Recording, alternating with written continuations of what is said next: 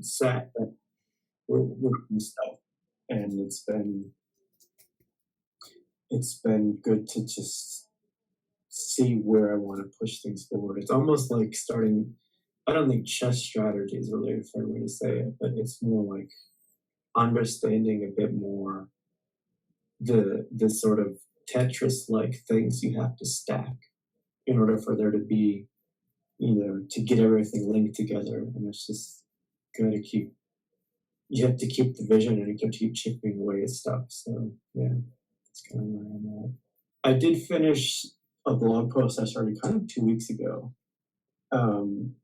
which isn't anything impressive, but it's sort of just setting a foundation for some of the things I want to do along the lines of phenomenology. Because I really like, we'll get to it later, but I really like what the Cardiophenomenology papers really brought up some really key issues that I wanted to talk about, and I think are really relevant for many, many things. So I just made a very simple post about it.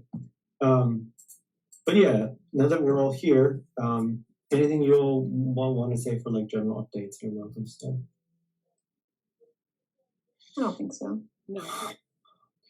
Yeah, I don't have a lot to say for We Robot yet, but it's on my mind. It's 2 weeks. So I signed up for part of the stuff already. Like there was a pre-conference workshop that should be nice, and I'm gonna try to really crank out whatever I can on frontier map stuff that's a little more coherent, and even just making a frontier map poster will be something. But I kind of want there to be. I'm gonna hope to get like to a preprint, but we'll see. But yeah, this image from last week is just stuff I scribbled out just to kind of refresh ourselves. And I guess we left off. I was saying earlier, I looked at. I'll put this here. This is Levin's blog.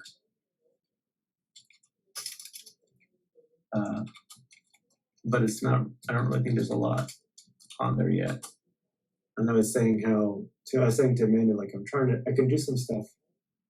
The benefit of where I'm at right now is like I can pretty much go to most, if anything's sort of publicly open or I have some invites to stuff here in Boston, I can do stuff at MIT or Harvard. I'm trying to do more things at BU. Even Tufts, where Levin is, it's not far away. It's just I don't have a lot of access to that yet. So we'll see what I can do with that. I'm looking forward to his blog, but I don't know if a lot's really there yet. So we'll see. But yeah, these were just, I kind of I scribbled these notes from the last weekend because we're kind of getting to this point in the cardiophenomenology. We're very close to the end, but just a few things to discuss there. And then we talked about why can't we feel neurons. We talked about physiology and all this stuff, and many different timescale discussions. There's a big open question for interoception that I think Amanda will say more about later. But just these are all kind of just, I just, threw bullet points rapidly at the end of our meeting last time because there's so much stuff going on here. And that calls also partly inspired with the blog post, which we'll talk about a bit later. But that's kind of where things are. And I feel like I'm open to just diving into this. Amanda did a great job of you kind of set up this whole one today with this whole Notion page about it. So that's really cool. Anything you want to say, or do you want to just lead into your paper and your project here? We can just get started. Yeah. That bit is basically what was there last week. There's open question about micro-phenomenology, of how interoception might fit in. After, I know we haven't quite finished, but after basically finishing the cardiophenomenology stuff, my two big questions are, what is the role of control in first personal and third personal dialogue? like conscious control over a physiological phenomenon, for example, mindfulness exercises that involve like slowing your heart rate or like breath work. It seems like there's maybe some cool things to say from like the second order systems theory perspective. And there's one part, it's in the annotated bibliography page for the paper. There's one part where they like mention control and feedback, but I think it has the potential to be much more central. No, it's in the one titled Cardiophenomenology, the page that's just the paper title. Oh. There's notes in it. And then the other question is, I like how they refine neurophenomenology into cardiophenomenology, but I feel like we could go further with that. And I've decided that I need to learn more about bioelectricity because that feels like an interesting way to go with it. Sorry, that was an awkwardly loud laugh out of silence. I apologize for that. And I'm laughing because this guy. So yeah. It's sort of like I feel as a total personal side comment, and I apologize for my self-absorbedness about this. It's like I feel like my life is dancing around this like gigantic. I'm going to reference Peaky Blinders because I don't know if anybody's seen that with Thomas Shelby and the gangster film and stuff like that. But he's this small-time gangster who just gets more and more and more ambitious about his aims. And I feel like I'm a version of that, but it's all like I'm not trying to take on the power establishment. I'm trying to write interesting papers and shift theory in a direction. And it's just so weird because like we have these discussions and it's sort of like, are you trying to like dive deep and push reality in a certain way? And then when you really follow it, it's like, okay, well, if these things keep popping around, like, okay, now it's back to bioelectricity. It's like, yes. And like, I was wondering if we were going to go there directly or not. And now it's like, okay. And I start talking about Levin's blog already and what they're doing. And can I get into, some of his stuff? And it's like, here we are again. So it's kind of this interesting arena that spirals around and around, maybe not quite the spiraling dynamics of brain resonance stuff we talked about last time. But anyway, this is really cool. You said about role of control, and I kind of want to say, I'll write these things.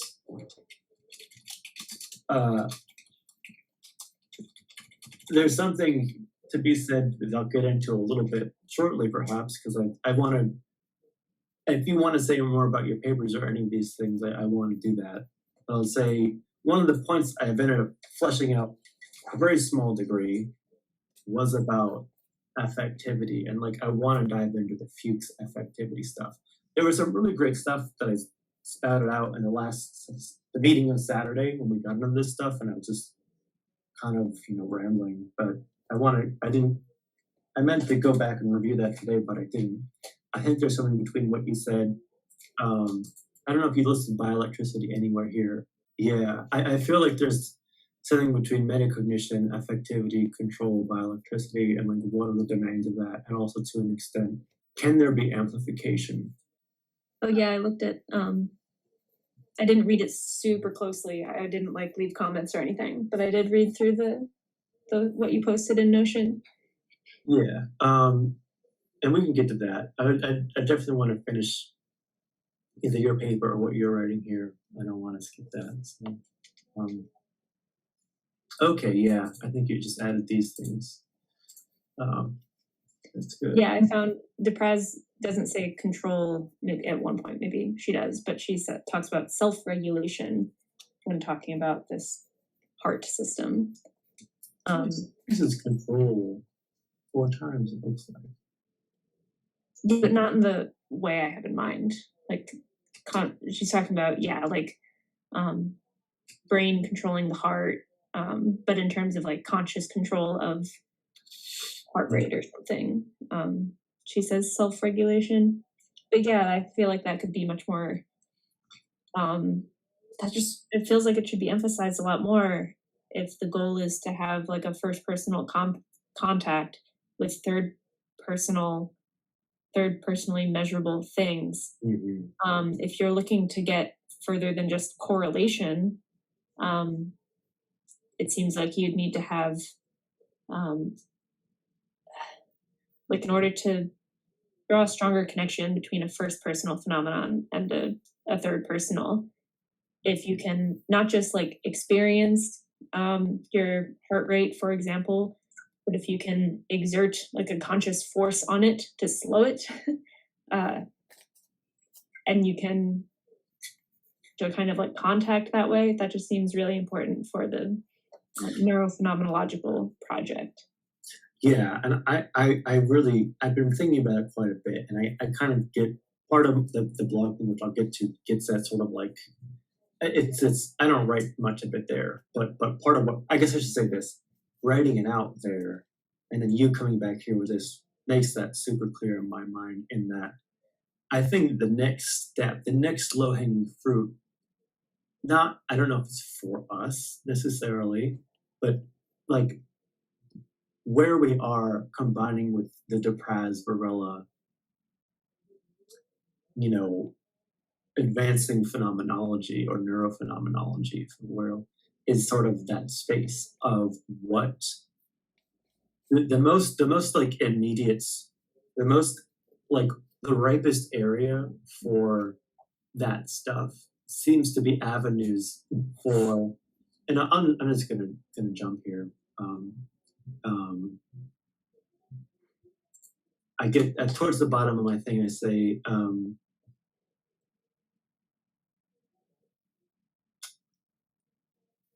where do I say it?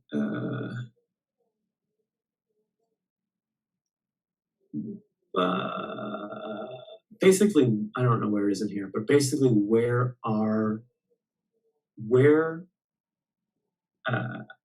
the key, like, there's this relationship between affectivity, like things we can feel, and getting feedback from it.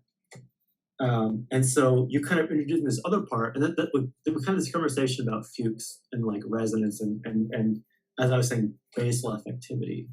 And kind of from the conversation on Saturday, we're saying, and from this stuff, where is affectivity?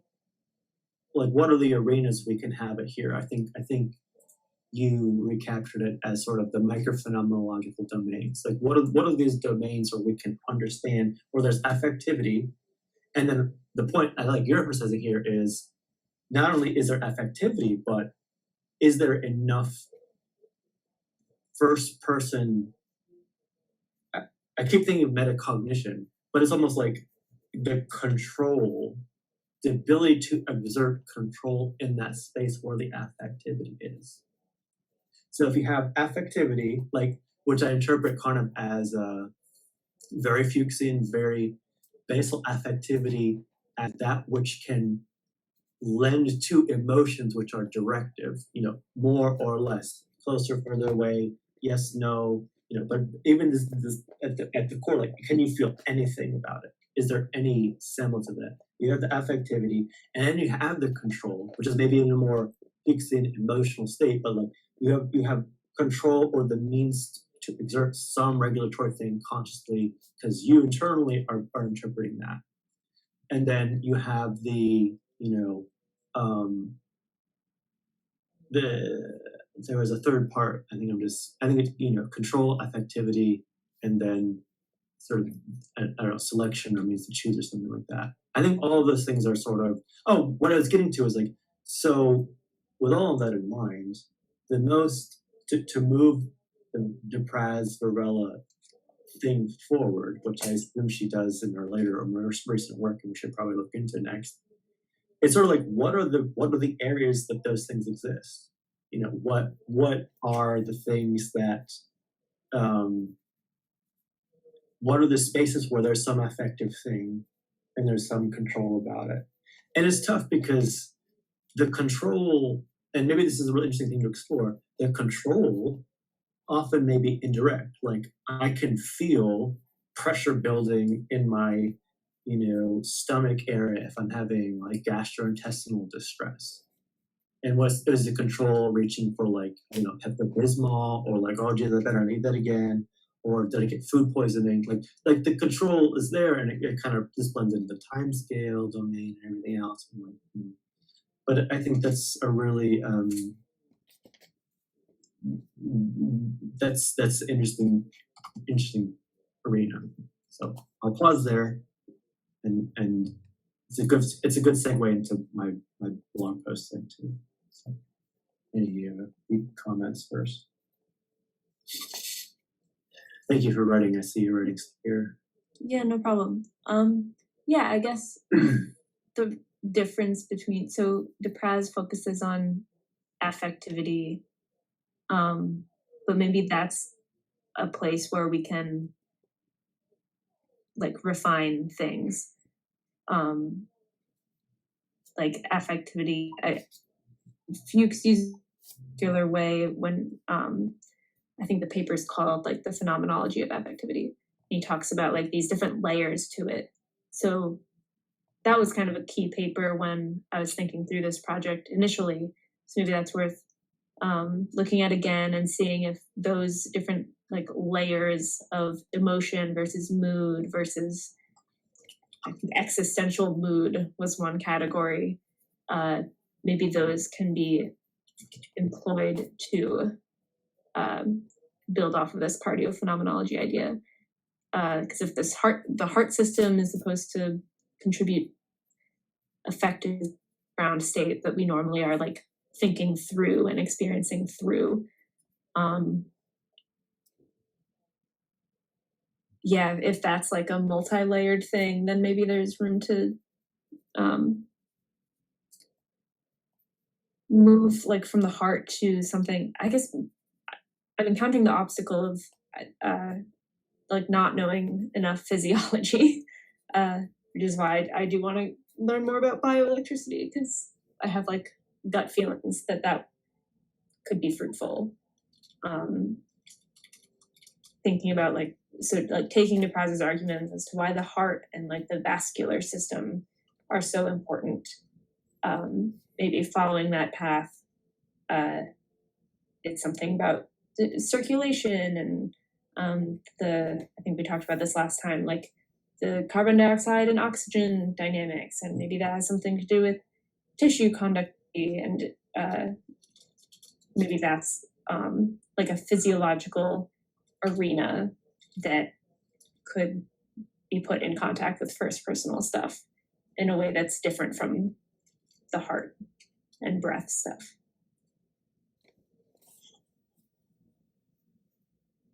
Yeah, I'm intuitively developing a model of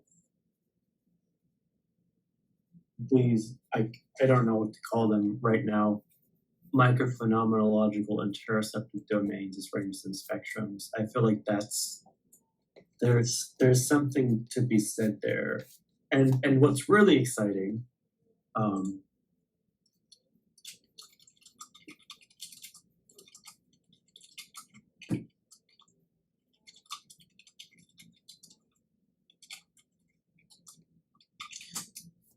if you didn't see the comment, I said, like, what's exciting about this is that I think there's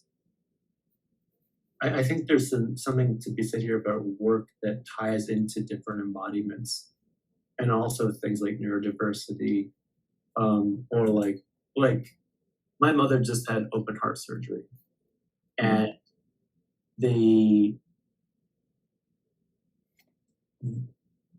I know it's sort of in the domain of, obvious cardiophenomenology outright, but also the way that she interfaced with breathing because she had heart issues and stuff like that was very different. And so that's sort of like a, it speaks to that too. Or like one of my friends was recently pregnant too, and I kind of kicked myself for not being a little bit closer to her during pregnancy, because I have so many questions about like how that changes your interoceptive stuff, or like when you feel kicks and you have this thing emerging from you, and like how does that, like the I don't know anything like this, but like what's the, like some of your basal affectivity about like when you're starting to feel a life form develop inside of you, and you feel like, it feels like your eating, your hunger changes, your hormones change, all those things. So these are a little like deeper in the weed spaces, but I'm kind of, there's stuff there. So there's definitely stuff there. And I think one of the things that get to, and the thing is, like we talked about it before, and I've very briefly in my post, is like, I guess let me put this this way.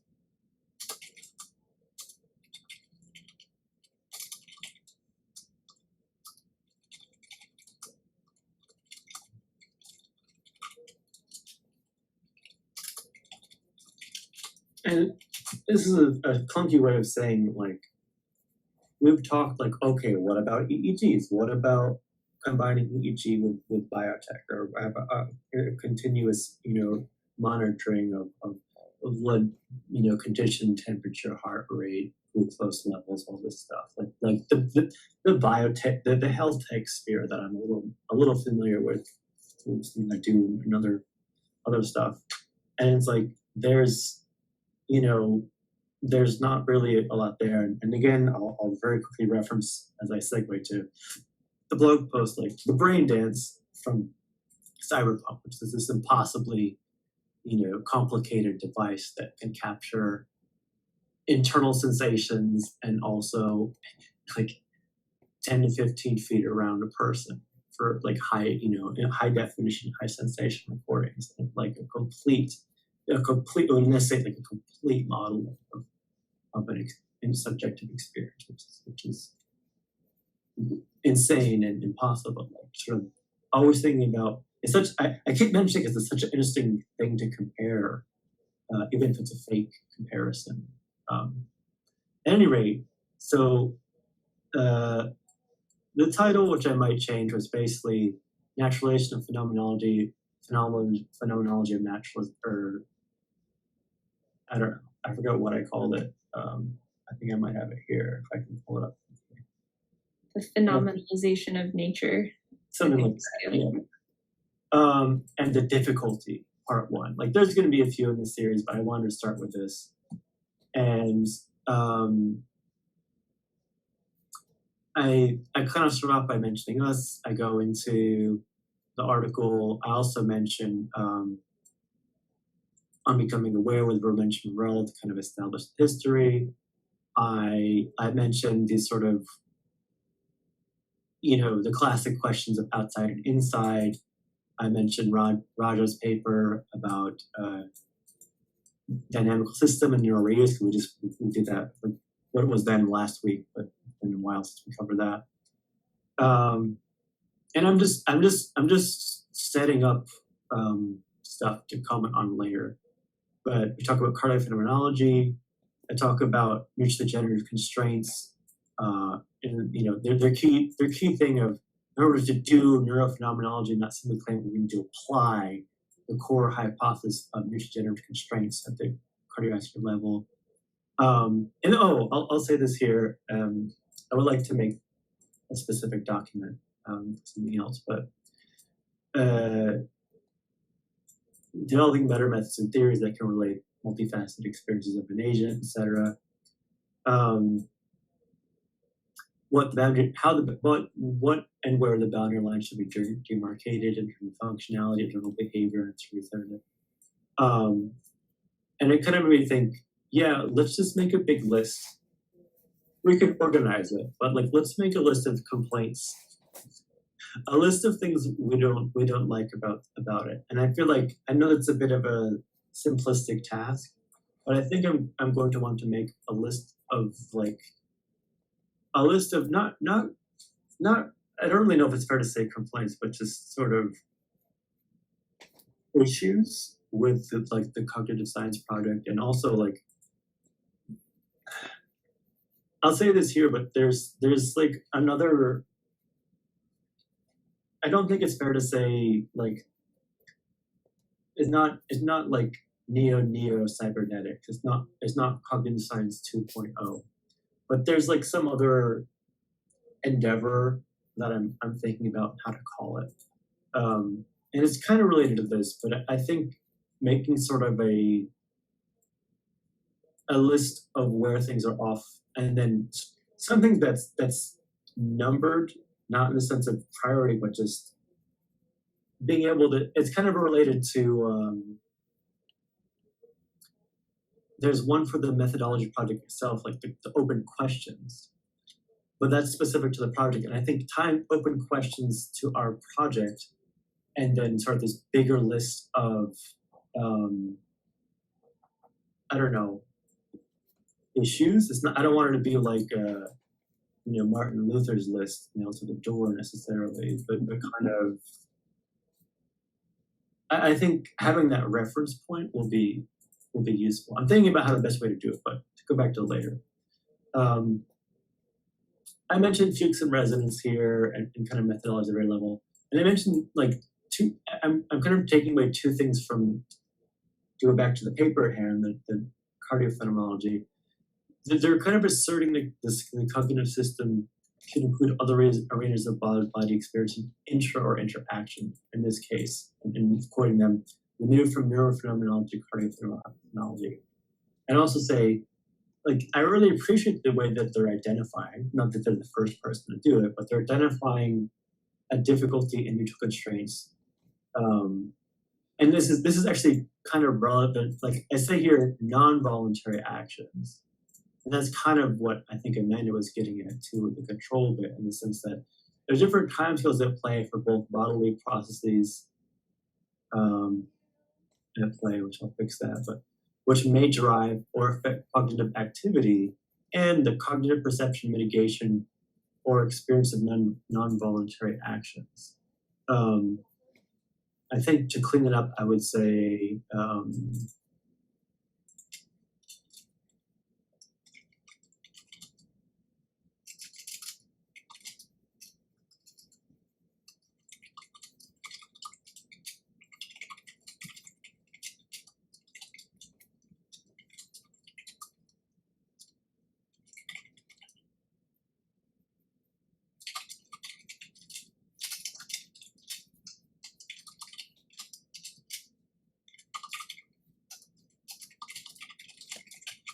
because I think this is kind of what, and again, in the paper, which is a few pages back, the same thing on the left here, they kind of get to, they talk about this difficulty, and the difficulty is sort of an ontological discontinuity, which makes concrete time comparison, articulation uneasy, and perhaps even impossible. They don't even use perhaps.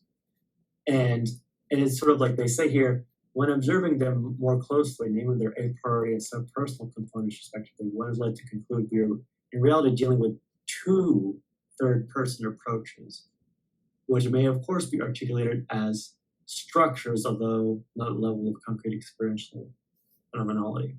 And I feel like, I'm not saying these are initially the two, the ability to exert control and those different timescales are the two, but it's kind of getting at these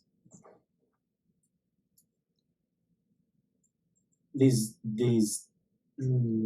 just say differences.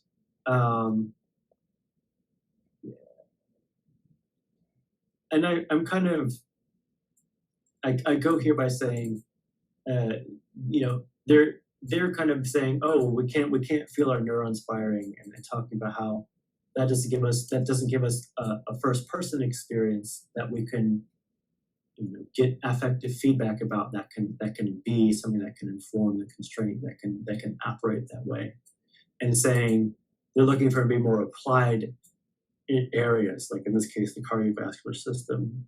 And I try to give an example of thinking about running through an airport versus thinking about stuff, and just to kind of bring it to the front. There can be a better example, but the point is, like, if you're running through an airport, it's a very intense, obvious cardiovascular experience. But even if you're just thinking about memories and sitting still and all that stuff, you can't really feel the neurons as it were.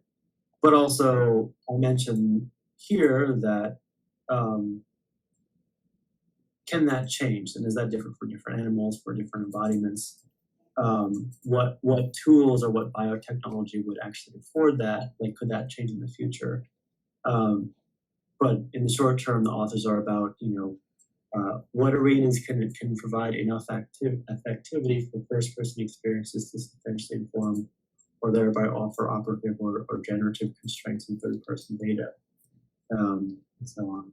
And then I mentioned microphenomenology. I might clean it up a bit more, but I feel like putting something, I want to just make this and start sorting out these sort of chunks and build on this in an informal way. So that's sort of what's on my mind about that. I'll show you guys when it's done, and any feedback you want to have. You're welcome to do that. Yeah, I think this looks good. There's a few things I want to tighten up a bit in philosophy way, but it's a start. Okay. Speaking of start, we can start to finish this up. Last time, I didn't get that. Could you try again? I certainly can.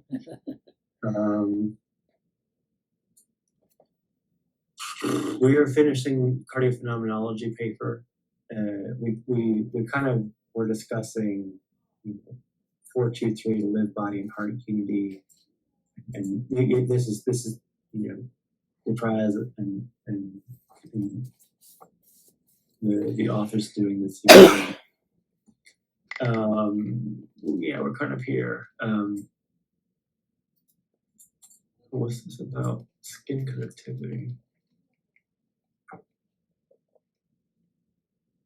In that case, in that respect, the explanatory power of the brain is complemented and made more effective by the heart in virtue of the unique ability of the latter, of the heart, to seam together lived and experimental physiological aspect.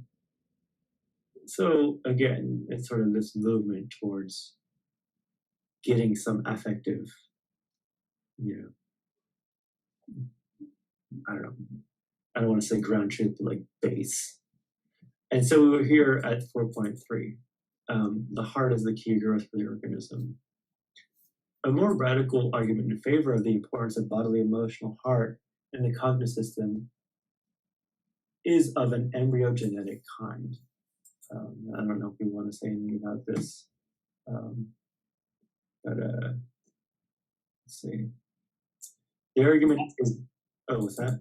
That's one spot where I was thinking maybe if I knew more about bioelectricity, there would be a line that's like, oh, like the heart seems to, like, it starts doing its job before the brain, it seems to guide development.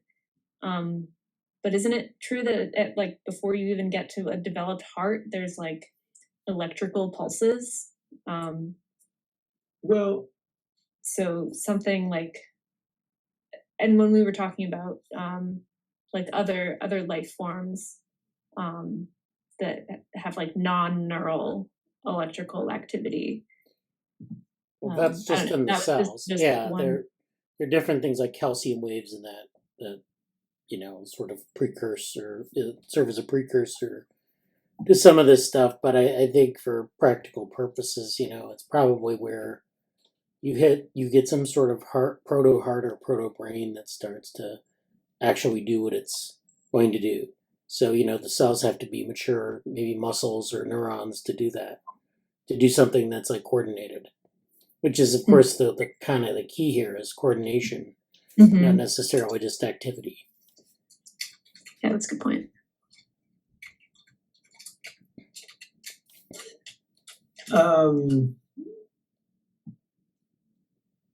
Yeah, and I think, I don't know how to articulate this very well, but there's sort of this, what's interesting is, I'm going to say a statement that I think is not entirely true, but I'm gonna say it like it is. What's interesting about, and I don't quite know how to tie it into the embryo part of it yet, but the interesting about the heart stuff is that you're bumping up to the bridge of something that you don't have, and kind of the thing I didn't get to articulate in my post about this sort of voluntary stuff, and I'm still thinking about how to say it the way I really want to, is that you're bumping up against things that aren't entirely,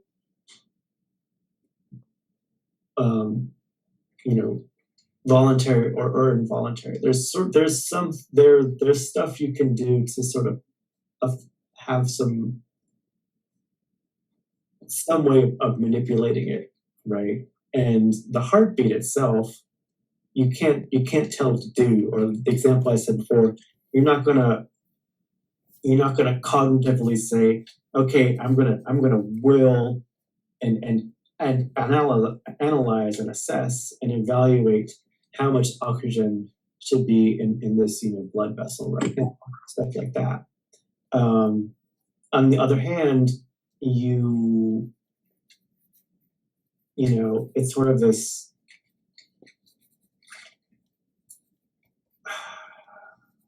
what is the space of, I don't know, maybe I'll say, it's a separate thing. Let's go down there.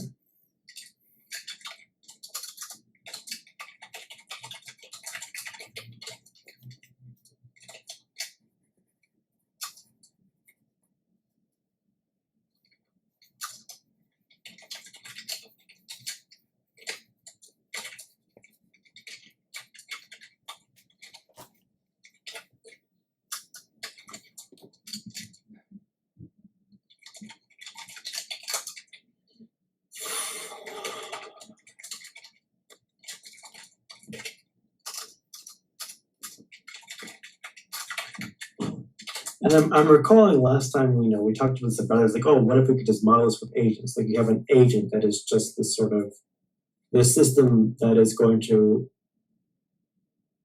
regulate according to the things of the system. And I think this is really where bioelectricity comes in, because there's sort of I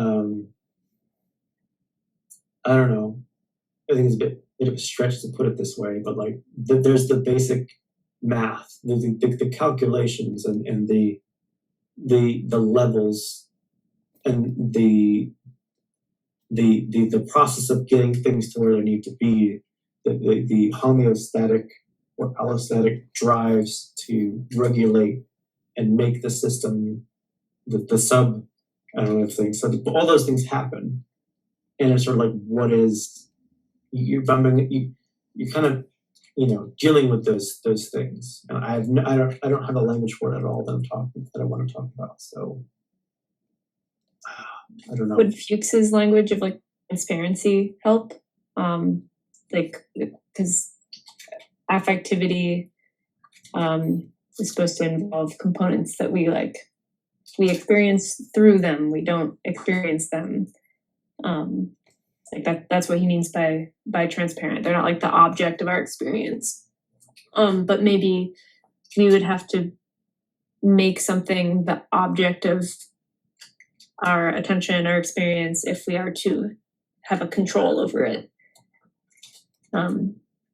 So maybe that's a helpful concept. Like you can only control what has been made opaque. And then there's the question of how much can you make opaque?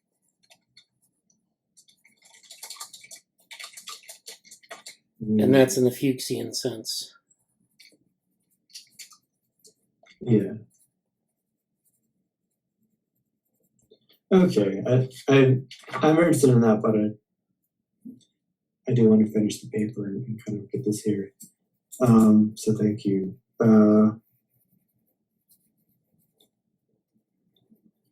Merleau-Ponty has precisely the contention according to which the growth living origin refers to pre-neuronal dynamics. The embryo will be well integrated before the aspiration and apparition of the nervous system.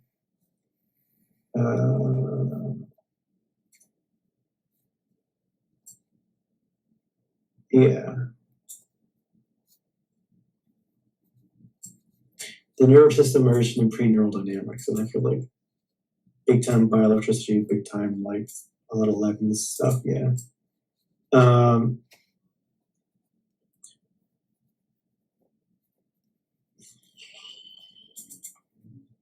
Yeah, I don't know if we want to say anything more about this section. It's an interesting argument. I thought it was an interesting example of an argument from I don't know, like from physiology to philosophy. I guess there were a lot of assumptions baked in, like if this argument is supposed to be in favor of the heart being part of like the mind in a sense, then like an assumption is that this organ that drives development, whatever organ drives development, would still drive our mental life, for lack of a better term, at like as adults, or one like past this embryo stage. I don't know. It was interesting.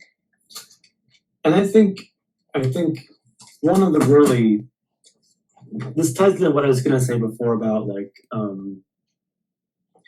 you know, there's sort of this, there's something about like saying, oh, well, I was saying all this stuff about like the heart, the cardiovascular system is verging upon this stuff that's sort of involuntary, but there's some control there. And it's like, well, you know, where's the line about that with the brain in and of itself, in the sense like it's not just like your brain is sort of this completely, and it's sort of like, well, what's the brain versus what's the mind, you know, because the brain is doing a lot of, you know, you're not, and then maybe it's a timescale thing, you're not necessarily controlling the formulation of the synapses. You're not firing the neurons, you're not doing this stuff. How much of that is like, you know, voluntary and involuntary stuff. And it's sort of this, the broader point, I guess, is sort of, and this is kind of where I really want to go with the phenomenology of phenomenalization of nature and reductionism. I forgot I put that there. That's actually something I didn't get to at all. But the kind of the to just very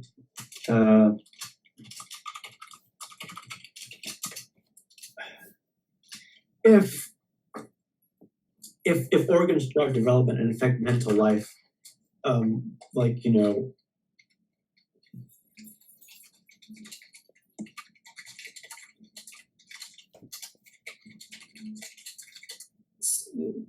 when I said a few weeks ago, like phenomenalization of everything, I kind of meant like, I'm not saying I want to do this.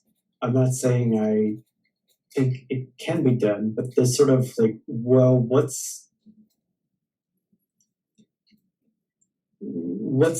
are the things that are kind of tied into it? Because the, the clean view that we're kind of challenging with phenomenology and whatever. Like the clean view is that there's just this sort of magical brain in abstracted away from everything that just receives input very conveniently, right? And then calculates, and then that's it. And now we're pushing forward with this sort of embodiment stuff. And so I know the correct viewpoint is all this interaction. And it's like, to get really messy would be taking what Amanda just said about, okay, here's an organ, but then it's like, what about like the whole like hormonal structure? What about all these sort of finer points, and how do you demarcate that? And it's just like,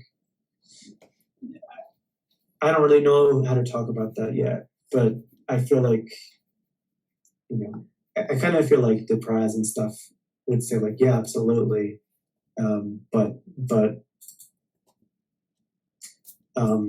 You know, we have to grasp what we can grasp right now. So we're stuck with like this part of it.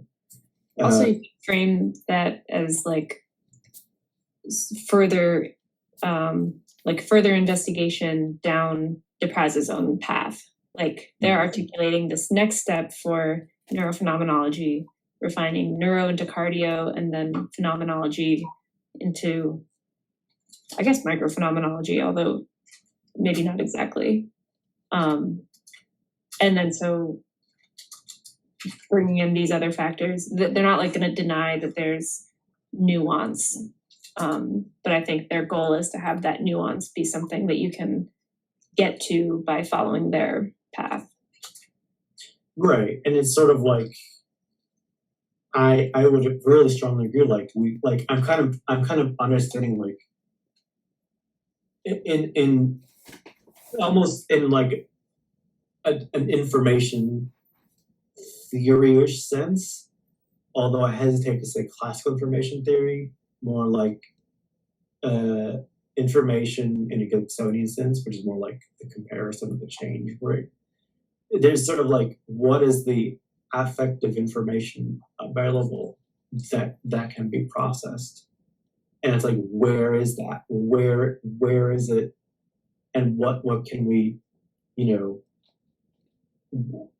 as it stands right now in our generic model of a healthy human being, you can get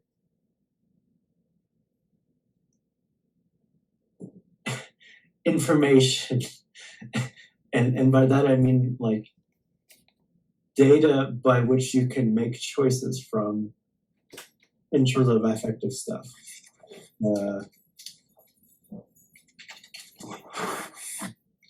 Which is a quagmire I'll think about later. I don't even want to talk about right now in some sense. Yeah, I guess I'll come back to that. So the conclusion, finally, let's do that, I guess. The Cardiophenomenology program, which is something they talk about in whatever this is.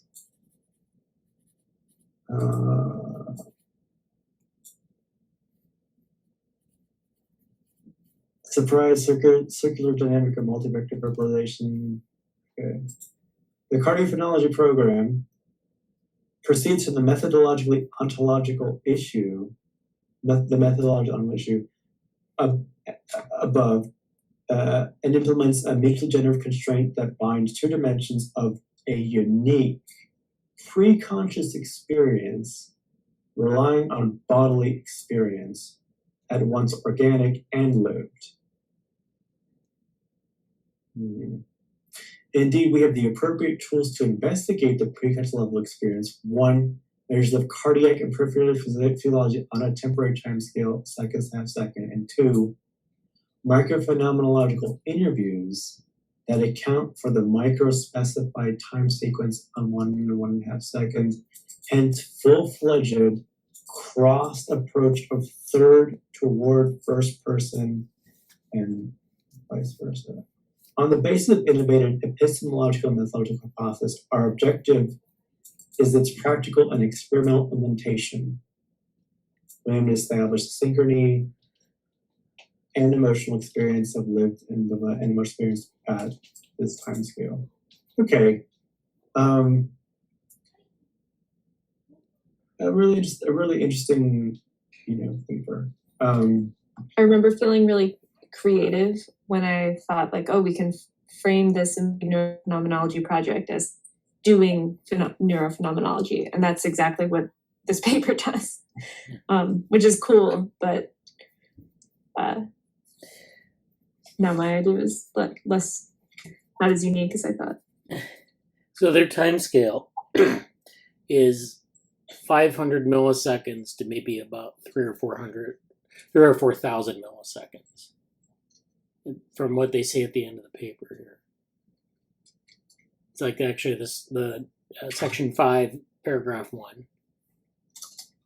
Mm-hmm. Okay. So yeah, I mean, remember we were talking about the timeline or the time scale, and we were talking about how you have cognition usually within about, or at least most experiments where they look at a single response, it's usually around 500 milliseconds. If we're looking at EEG components, for example, they happen within the 500 milliseconds. So this is really like 2 or 3 of those cycles, maybe up to 6 of those cycles. If you think of like an exposure to a single stimulus is like 1 cycle, that would be about 5 or 6 of those cycles, which is kind of interesting. Yeah, I don't know what to how to put that into a framework, but I mean, that gives you some, that gives you multiple repetitions of something, engaging with something, things changing. So there's some dynamics there. The question is what does that mean? Like, it's not like 15 minutes or even 5 minutes. So that's my point. Yeah, that's not too, I mean, I know they give other arguments against focusing on like EEG, for example. Yeah. But that timescale isn't too different from what like the common methodologies in brain science are looking at. And even if this just repeating what we talked about last time, even if they decided that like 10 minutes was the proper scale, that could just mean that we don't have the right like data analysis methods for EEG. Like if we could use our like first personal experience of time to like modify the time scale that we are looking at when we look at neural stuff. It doesn't tell us we need to abandon neural stuff necessarily. Well, yeah, but I mean, like if you had most experiments are, around 500 milliseconds. And so if you draw that out to like 2,000 or 3,000 milliseconds, then that's like, maybe like 6 P200s in a row, or maybe, 2 P200s, and then it like there's a dampening effect where it changes the dynamics of the EEG. Mm-hmm. So if you were just to do some, expose people longer to something, what would that look like? Would you get the same types of components kind of sequentially, or would you get like, a different type of set of components that are longer term? And then how would that connect? Then you could connect it to some like other types of methods like this, where you could say kind of what those actually mean, those kinds of dynamics.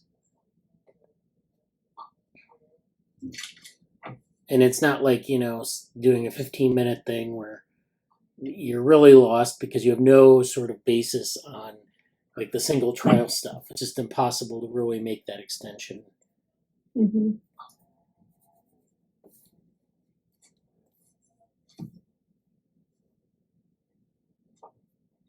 So, I know we've kind of been up and down this particular paper a lot. So I don't know if there are any more like concluding thoughts beyond what we've already said. I think we can kind of go to the next one, unless there's anything else you want to say. Which should be here. I think we have about like a little over 20 minutes left. I've got some of this, but I'm really interested in.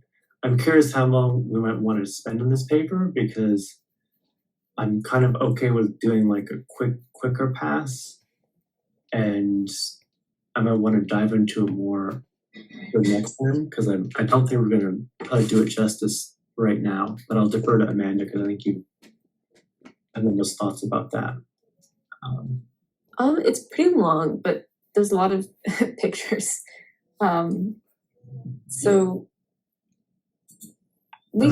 I think we should try to finish it up next meeting. Like, we could probably spend a lot of time on it just because it's long. But a lot of it is going into the details of this method.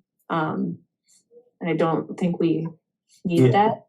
So I didn't take notes on all of it yet, but maybe for the next time I'll try to capture the longer part, like in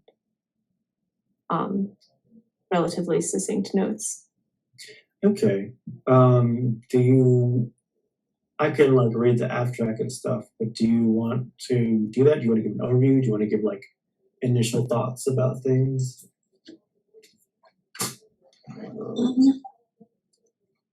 So initial thoughts, it is like qualitatively different from just phenomenology, but on a shorter time frame or something. One of the first things that they do is contrast their approach with Husserl, which I basically only know what we've read together about Husserl. So like the whole epiché and eidetic variation stuff that was talked about on Becoming Aware, and then again in this paper. So I don't have too much context to add to that, but basically they're distinguishing microphenomenology from Husserl's because they think that a better phenomenological, like first personal methodology will focus on what they call singular experiences or singular actual facts instead of this imagination stuff that I guess Husserl emphasizes. And then, so an important part of this is this interview. So an interviewer will like prompt the subject to remember one of these singular experiences, or they'll remember an episode and they'll focus in on like a very particular part of this episode. And then there's like an art to the kinds of questions that are asked, and then there's an art to like analyzing the descriptions that are given. And that's the part where I didn't finish reading that, and it was very, very detailed. So maybe we talk about that next time. But basically, the output of this method is supposed to be these invariant features of experience, things about the structure of experience, so these phrases that we've heard in different contexts. But they say what we discover is not private features offered to the history and peculiarities of each individual, the intimate structures through which the world appears to us, as well as the shared intimate processes through which these structures arise and eventually vanish. If universal structures were to be discovered, it seems that it would be the most invisible and the most intimate.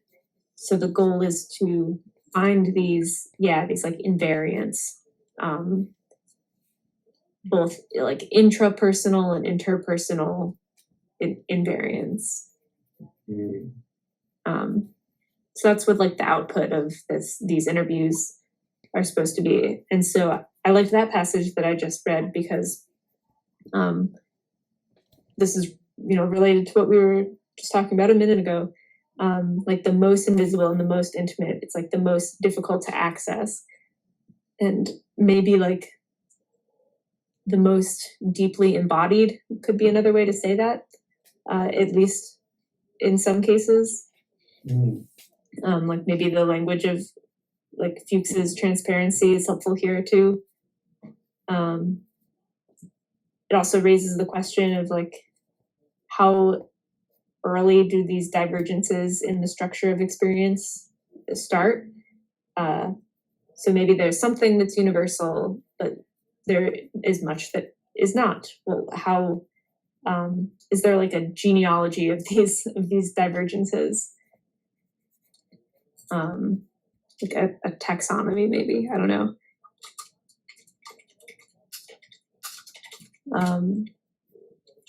And then, yeah, so the goal is to like get good descriptions from the subject of these singular experiences. And then the interviewer, like from that, will try to uncover the structure. And I think that'll be more clear once we like look at all these pictures and diagrams that are later in the paper. There's like different techniques of like abstraction and categorization, and it's supposed to be really like rigorous and reproducible. So it makes sense that there's like a dozen flowcharts.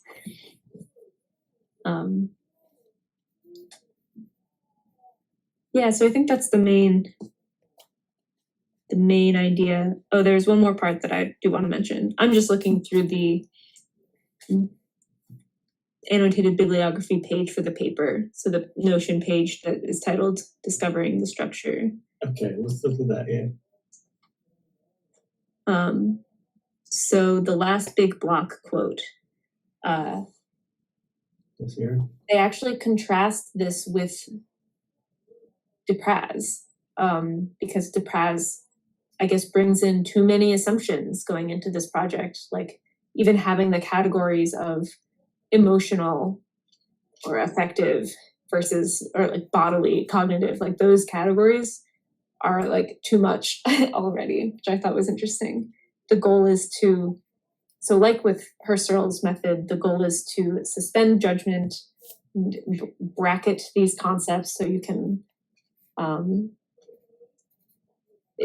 minimize the the expectation and the assumption and the judgment.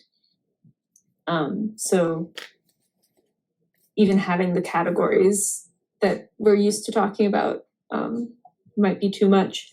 So the examples of so they also say things like layers and dimensions might be an example of predefined categories that should be cast aside.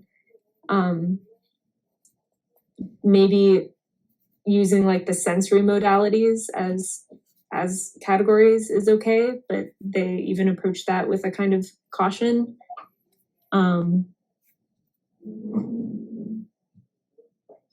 Yeah, so I thought that was interesting. And maybe I have to think about that more in terms of what that means for interoception as possibly being a like fit into this method. I had like a glitch or an audio or something. Could you repeat like the final like point and a half you made? I'm sorry to say that, but like I got some of it and I didn't quite catch some of it. You made it really like, it was really good and I didn't quite get it. So I have to think about this stuff about categories more in relation to interoception.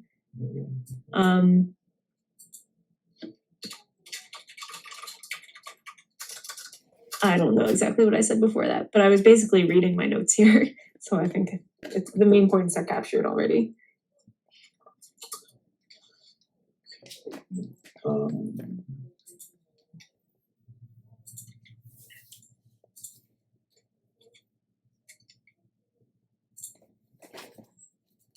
Cool. Yeah.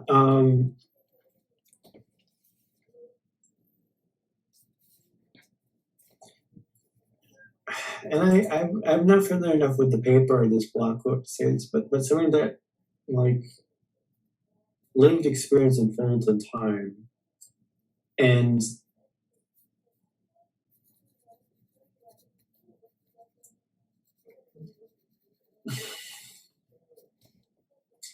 this feels like a can of worms. I don't really know if I want to open it up. But basically, like, is lived experience not really like I'm really sure in the philosophy of phenomenology there's very articulate differentiation about what I'm going to say, and I just don't know what it is. But basically, there's an aspect of lived experience, which maybe isn't the right term, that's not really time dependent, like outside of time to some extent. And I don't know how to relate that to some other things. Because if microphenomenology is these discrete chunks of like things that did happen, but then you can later access part of it with these sort of retrospective interviews about what happened. What does that say about things that are time bound in an immediate, like proxemic sense? Did you say that like it's hard to you can't like do this while you're having the experience? You can't investigate it and describe it while it's happening. So part one of this method is to have an interviewer like evoke the memories in the right way.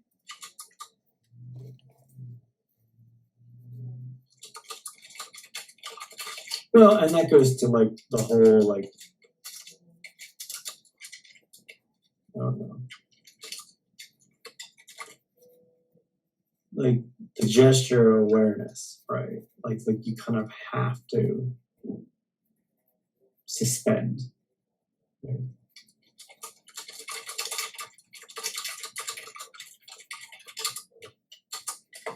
And I feel like thinking about the mythical brain dance thing, it's sort of like brain dance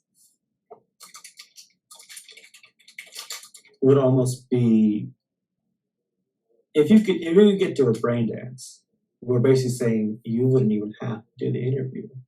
Like you could treat the experience itself as if it was this artifact that could be examined. And in reality, we have to kind of we're almost treating our memory as this artifact that we get to examine and extrapolate from, because we can't the you know like the fullness of the moment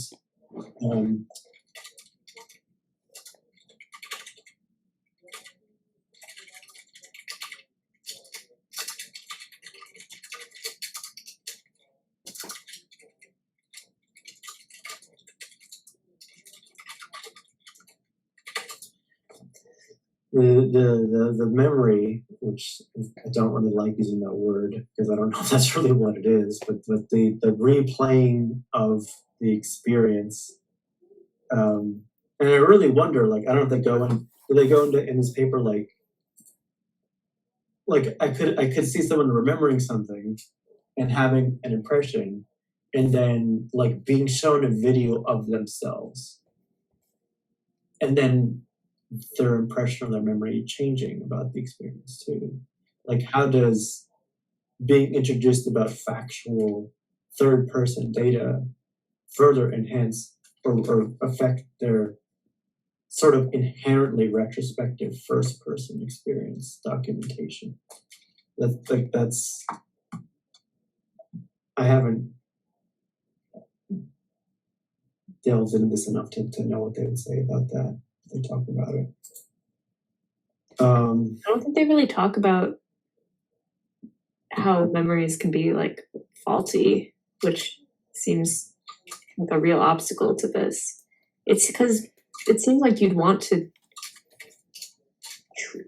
instead of having the subject recollect and like relive the experience, wouldn't you want to like train the right kind of awareness so that they could move through that experience and gather this data at the same time? And isn't that kind of what all of becoming aware was getting at?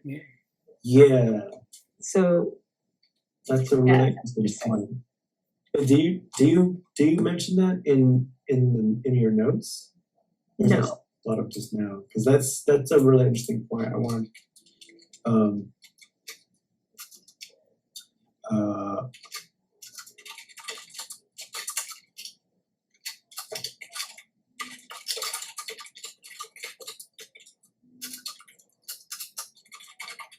Like I could see how those two approaches would both be valuable and both get you interesting things. Like on becoming aware, like having a greater awareness in the moment as you live the moment, and also this method of you're just doing what you're doing, and then a trained interviewer elicits this information from you and then analyzes it. But yeah, you'd think that like the possibility of the like faultiness of memory would maybe, I don't know, maybe some of this will be answered as we look at the actual like the details of the method. Because the stuff that they're focused on, the aspects of the description that the interviewer would be focused on are things like they are trying to get to these like essential invariant features of experience, even if the focus is on one particular experience. So maybe, I don't know, maybe this doesn't matter. And maybe they address it and I just didn't get that far. I think I'm kind of, as I think you can tell, I haven't dived into this one yet fully. And I'm trying to pick these things out that I know I've already thought about and that I'm discussing here. It's like, okay, as I go through this text, can I find answers to these things? Because I feel like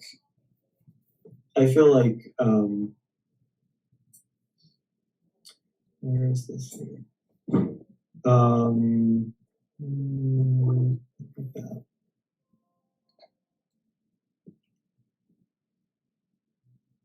I feel now I'm distracted by these pictures. I think it would be interesting to. I think there's a very interesting difference that we're getting at in what we just said here.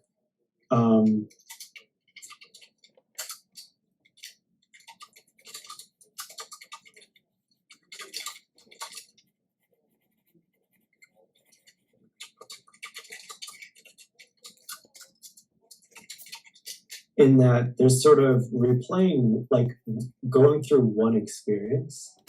And I'm sure they get to this in what they're doing, like going through one specific experience versus being trained, like if you were fully trained in the gesture of awareness, or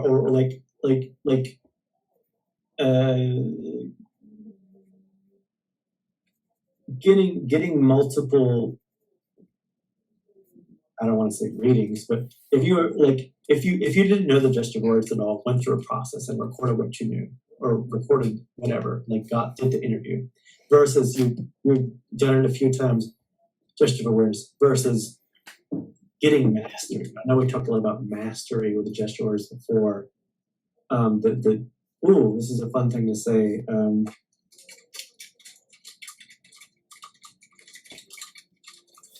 Like the ease of dropping in and out and what you can experience with that, and sort of like, what would that entail for your ability to, I don't know, do these interviews or whatever else. That's something that there's something there for me to tease out, and I'm probably not going to do it in the next few minutes. So yeah.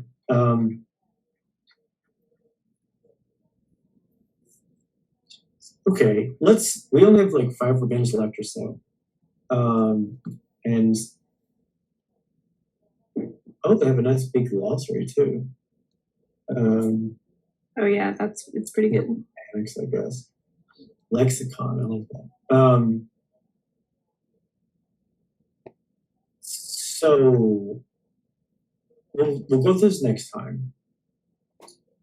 For next week also, I guess I'll put it this way, a question for the group. Do we want to stay upon the path of sort of the Dupraz phenomenology into microphenomenology, like this, do we want to stay in this like lineage of examining this phenomenological stuff?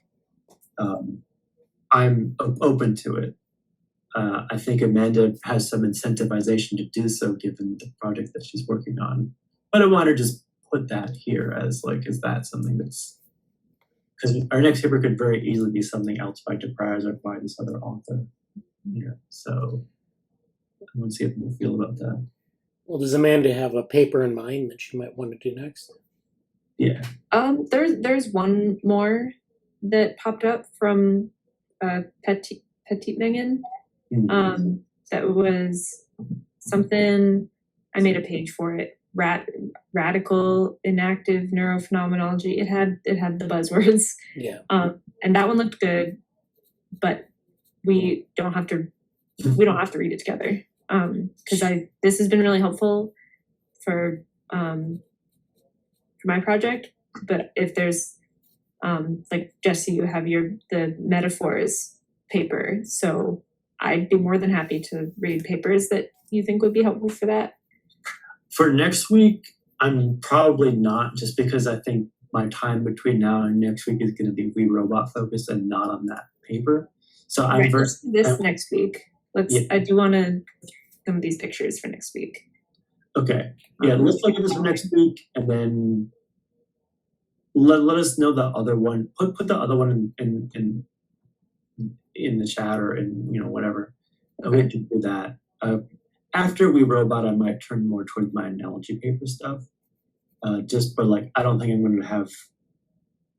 I don't expect myself to have like a lot of like good things, interesting things to say at that time. So I'm okay with this. And also, like, I to step back from that, I think the whole phenomenological quest line is very important and kind of like, I'm very okay with centering it because I think there's other questions to be had in terms of methods and like the methods project, but I feel like this quest line from Varela up through on here is very much like kind of main quests right now. Like not the only one, but like it's a main thing that we have to kind of. I think it gives us a lot of really great proxemic relativeness, like the things that are sort of how close to trying to address in this like capacity, I guess. So yeah, I'll leave it at that. So yeah, for next time, continue with micro paper and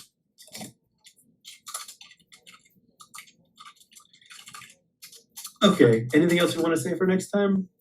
I don't think so. Not yet. Okay. Very cool. And I'm gonna hope to be able to actually finally send out the stuff I've been wanting to mail out to people soon. So that's still on the radar, and this is exciting. Are we having a reading group tomorrow? I forget. I think we are. Yes. Okay, like 8 or 9. I'll check. I'll send a message.